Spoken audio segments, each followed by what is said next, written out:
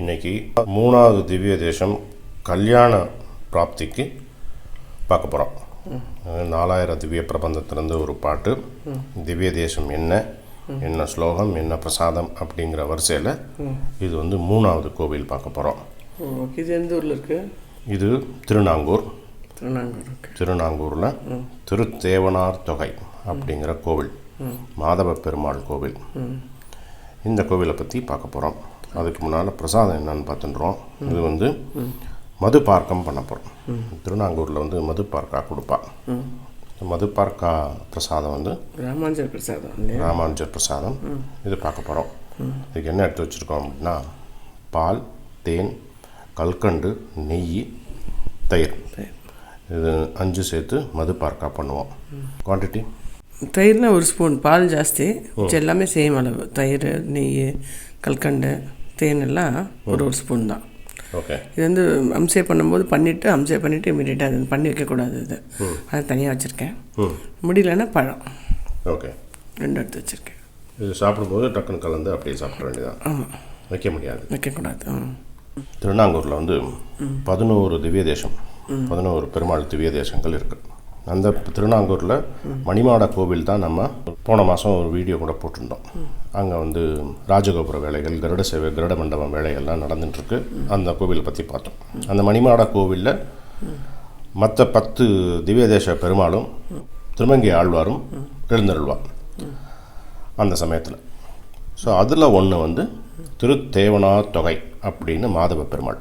இந்த திருத்தேவனார் தொகை அப்படின்னா குழாம், கூட்டு, குரூப் அப்படின்னு அர்த்தம்.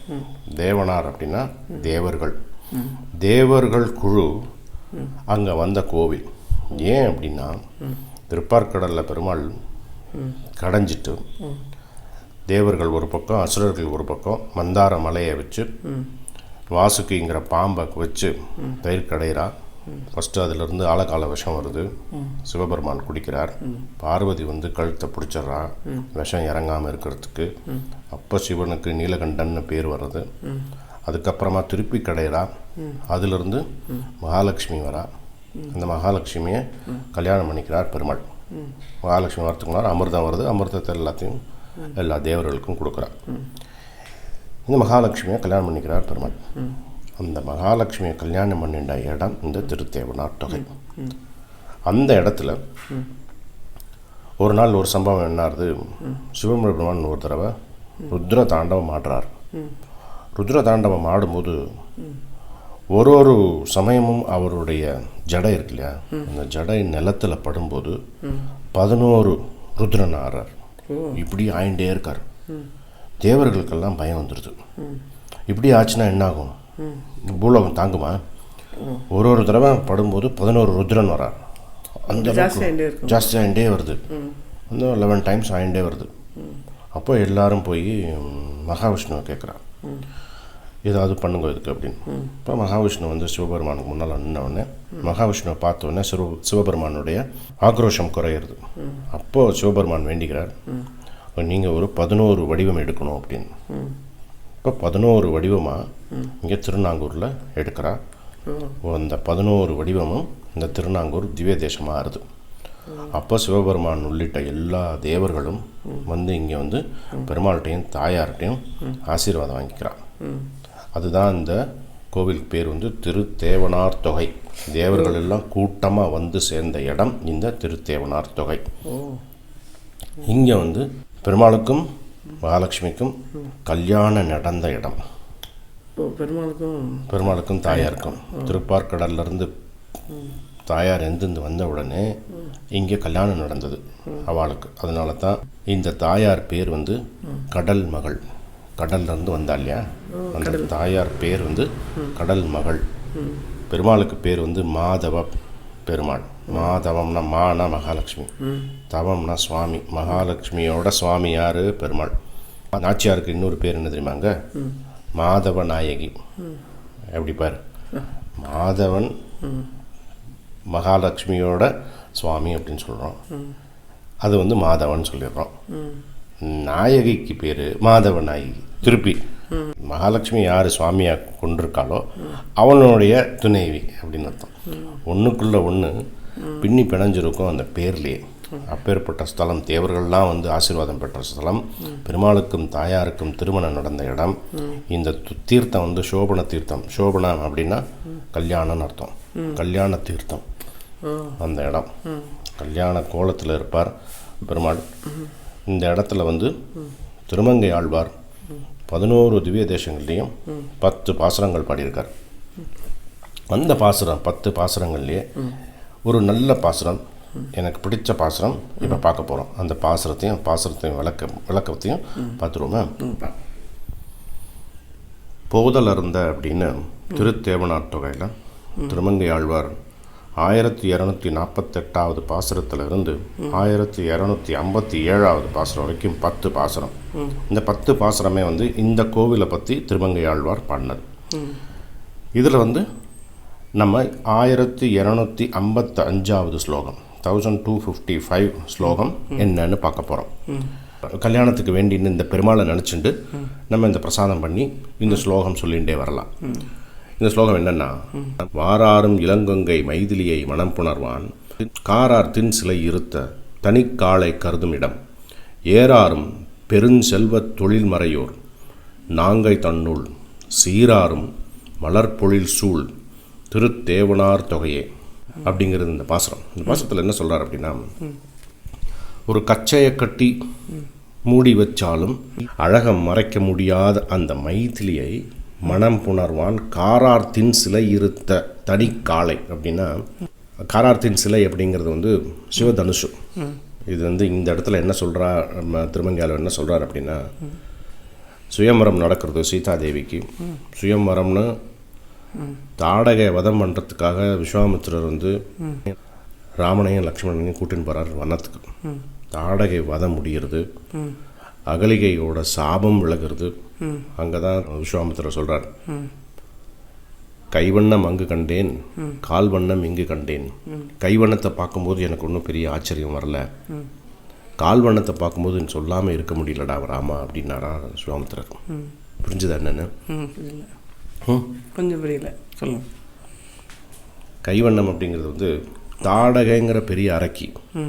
அவன் வந்து காட்டில் ரிஷிகள்லாம் ஹோமம் பண்ணுறது யாகம் பண்ணுறதெல்லாம் கெடுக்கிறான். அவன் வந்து மிகப்பெரிய அரக்கி, அது வதம் பண்ணுறதுக்கு யாராலும் முடியாது, ராமனால் முடியும் அப்படின்னு அரண்மனைக்கு விஸ்வாமித்திரர் வந்து தசரதன்ட்ட வந்து வரார். வந்து ராமனை என் கூட அனுப்பு, தாடகை வதம் பண்ணணும். தசரதன் சொல்கிறான், இப்போ தான் படிச்சுட்டு வந்த பசங்க, சின்ன புள்ள ராமன் இப்போ தான் படிச்சுட்டு குருகுலத்தில் முடிச்சுட்டு வந்திருக்கான். நீ அவனை வந்து தாடகை வதம் பண்ணுறதுக்கு இப்போ கூப்பிடுறல, குழந்தைவன், நான் வேணா வரேன் அப்படிங்கிறார். தசரதன் வந்து நான் வந்து வதம் பண்ணிடுறேன் அப்படின்னு. அப்போது விஸ்வாமித்திரர் சொல்கிறார், இல்லை எனக்கு ராமன் தான் வேணும். ராமனும் பின்னாலே லக்ஷ்மணனும் வந்துடுறான். போய் தாடகையோட வதம் முடிகிறது, அம்பாலேயே வதம் பண்ணிடுறான் ராமன். அதுக்கப்புறம் அகலிகை வந்து கல்லாக இருக்கா. அந்த கல் சாபம் அடைஞ்சு ராமனுடைய கால் பட்ட உடனே அகலிகைக்கு பாப விமோசனம் வருது. அவன் அழகான ஒரு பெண்ணை ஆயிடுறான். அப்போது விஸ்வாமித்திரர் சொல்கிறார், கைவண்ணம் அங்கு கண்டேன். கைவண்ணம் பார்க்கும்போது எனக்கு பெருசாக தோணலை. ஏன்னா உன்னுடைய வில்லோட அருமை, உன்னுடைய கைவண்ணத்தோட அருமை எனக்கு தெரியும், ஏற்கனவே எனக்கு தெரியும். அது நீ வரலைனாலும் உங்கள் அப்பா பண்ணியிருப்பான். ராமன் வரலைன்னாலும் தசரதன் என்கிட்டே சொன்னால் நான் வரேன், நான் வந்து வதம் பண்ணுறேன், அது அவனாலேயும் முடியும்னு எனக்கு தெரியும். ஆனால் இந்த கால்வண்ணம் பார்த்தியாராமா, அது ஒன்றால் மட்டும்தான்டா முடியும், உங்கள் அப்பா வந்தாலும் முடியாது. அதை பார்க்கும்போது, அந்த கால் வண்ணத்தை பார்க்கும்போது என்னால் சொல்லாமல் இருக்க முடியல, அந்த அருமையை பற்றி பேசாமல் இருக்க முடியல. கைவண்ணம் அங்கு கண்டேன், கால் வண்ணம் இங்கு கண்டேன் அப்படின்னு சொல்லி பெருமையாக பேசிட்டு வந்துட்டு இருக்கான் மிதிலா நகரத்துக்கு. மிதிலா நகரத்துக்கு ஜனக மகாராஜா வந்து சுயம்பரம்னு ஃபிக்ஸ் பண்ணிட்டான். அந்த சுயம்பரத்துக்காக ராமனை கூட்டின்னு போகிறார் விஸ்வாமித்திரர் சீதாயை பார்க்கறதுக்காக. அப்படி உள்ள அந்த மிதிலா நகரத்துக்கு போயின்னு இருக்கும்போது தான் நம்ம ஏற்கனவே கம்பராமாயணத்தில் வந்து அழகான ஒரு வர்ணனை எல்லாம் பார்த்தோம். இங்கே வந்து மகாலட்சுமி தூங்கின்னு இருக்கான்னு சொன்னார் கம்பராமாயணத்தில். தூங்கின்னு இருப்பாளாம் மகாலட்சுமி. ஏன்னா எல்லாருக்குமே வந்து அங்கே போதுங்கிற மனநிலை, அதனால மகாலட்சுமிக்கு வந்து வேலையே இல்லையா. இப்போ நம்ம வந்து மகாலட்சுமி வேண்டிட்டு இந்த ஆத்துக்கு வரணும், அந்த ஆத்துக்கு போகணும், ஏத்தாத்துக்கு போகணும், பக்கத்தாத்து போகணும்னு மகாலட்சுமி பிஸியாக இருப்பான். நம்மளை பார்க்கும்போது எல்லாருமே மகாலட்சுமி வேணும்னு வேண்டிக்கிறோம். மித்திலா நகரத்துக்கு வந்து எல்லாருக்குமே வந்து போதுமான செல்வம் இருந்ததான். பெருஞ்செல்வம்னு இந்த பாசனத்தில் வரும். போதுமான செல்வம் தான். அதனால் மகாலட்சுமி தூங்கிட்டு இருப்பாள். மகாலட்சுமியே தூங்கிட்டு இருக்கிற மாநகரம் மித்திலா அப்படின்னு சொல்லுவார் அழகாக கம்பராமாயணத்தில். அப்படி உள்ளே வரும்போது அந்த வீதி வழியாக நடந்து வந்துட்டுருக்கா. முதல்ல விஸ்வாமித்திரர் போகிறார், அவருக்கு பின்னால் ராமன் போகிறான், அவருக்கு பின்னால் லக்ஷ்மணன் போயின்னு இருக்கா. 3 பேரும்.